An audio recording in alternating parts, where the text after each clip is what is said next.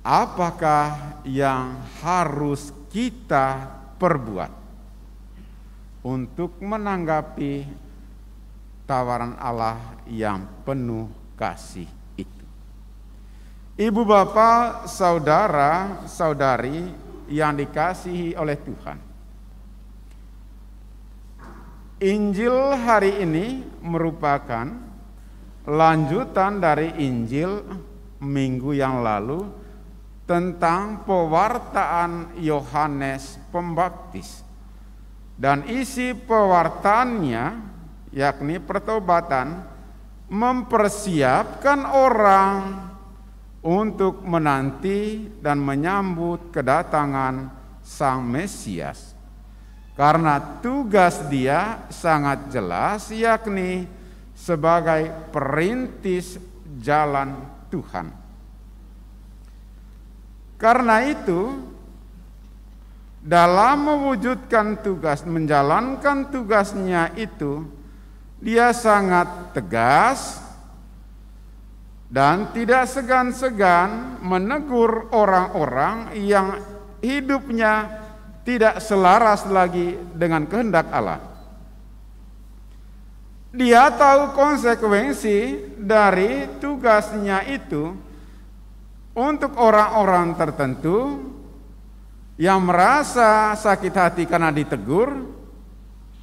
Dia akan dibenci, ditolak, bahkan mungkin ada rencana pembunuhan untuk dirinya.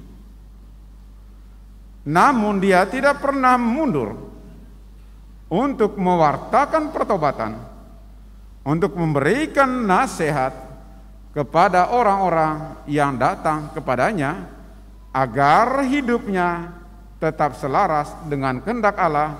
Dengan demikian damai sejahtera Allah hadir atas dirinya. Jika minggu pertama, minggu kedua dia berbicara tentang seruan pertobatan dengan nada yang keras, hari ini dia menyerukan seruan moral kepada orang-orang yang datang kepadanya.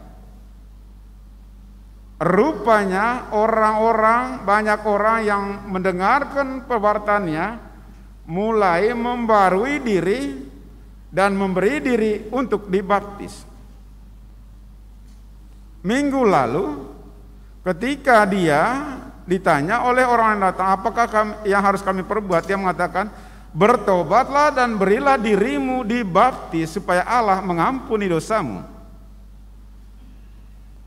Dan tentu kali ini dia menyerukan seruan moral. Ada 3 kelompok yang datang bertanya. Orang kebanyakan, orang umum, pemungut-pemungut cukai, dan prajurit-prajurit. Dia memberikan seruan nasihat-nasihat moral. Jangan ini dan lakukan yang ini. Nah, Bapak Ibu, saudara-saudari, inti seruan moralnya supaya kita berbela rasa, berbagi kasih, bertindak adil, berbuat baik, tidak menyakiti orang lain, tidak memerasi orang lain, dan singkatnya menjadi saluran rahmat dan berkat bagi banyak orang, menjadi saudara bagi semua orang. Tentu untuk menjalani hal ini, menjadi saudara bagi semua orang, menjadi saluran rahmat dan berkat bagi banyak orang, tidak selalu gampang, membutuhkan pengorbanan dari pihak kita. Karena itu minggu lalu dia mengatakan pertobatan hati dan pikiran itu sangat penting. Dengan melakukan pertobatan sejati, kita mampu menjadikan diri kita sesama bagi yang lain. Dan kita bisa memberi bukan untuk menerima lagi, tetapi saya memberi karena saya mencintaimu. Karena engkau juga sama seperti saya, berasal dari Allah. Hal ini hanya mungkin bisa mengalir Jika kita tetap beriman kepada Allah, apapun situasi kehidupan kita, dengan beriman kepada Allah, kita mampu merefleksikan kembali ke dalam diri kita bahwa segala sesuatu yang kita miliki adalah karunia cuma-cuma dari Allah. Kalau sampai pada tataran refleksi seperti itu, maka kita akan menjadi saudara bagi banyak orang.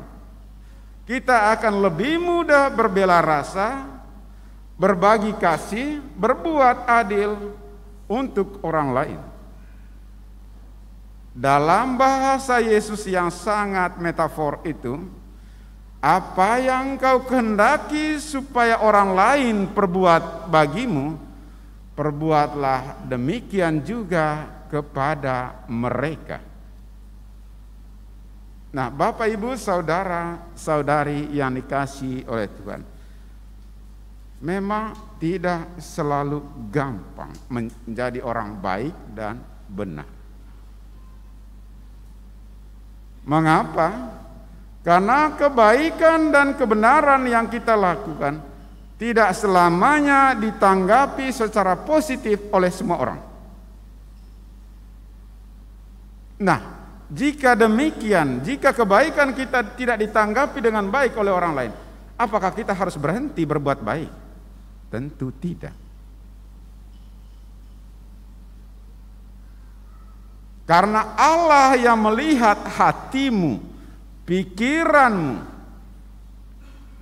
akan memperhitungkan segala kebaikan dan kebenaran yang kamu lakukan itu sebagai kebenaran dan namamu tercatat dalam buku kehidupan. Kalau kita berbela rasa supaya kita dicatat nama kita oleh Tuhan, seperti seru Nabi Yesaya, bahwa Allah senantiasa mencatat nama kita di telapak tangannya, maka kita akan mampu memberikan apa yang kita miliki dengan penuh kasih. Bukan lagi saya memberi supaya saya menerima, tetapi saya memberi karena kamu patut saya kasihi. Karena kita sama-sama berasal dari Tuhan yang satu dan sama. Hanya mungkin karena nasib kita berbeda, karena talenta kita masing-masing berbeda juga. Ada yang sukses, ada yang tidak. Maka dengan cara berbagi, berbela rasa itu, maka kita mampu menjadi bagian hidup orang lain. Sehingga Santo Paulus dalam beberapa suratnya dia mengatakan, bersukacitalah dengan orang yang bersukacita, dan bergembiralah dan menangislah dengan orang yang menangis. Jangan orang menangis kita bergembira, jangan orang bergembira kita menangis. Ibu bapak, saudara saudari, semoga seruan moral, seruan kenabian dari Yohanes Pembaptis tentulah sejalan dengan tema Natal kita dan juga tema rekoleksi kita hari ini, yakni cinta kasih Kristus yang menggerakkan persaudaraan. Jadilah saudara bagi semua orang. Tuhan memberkati kita. Amin.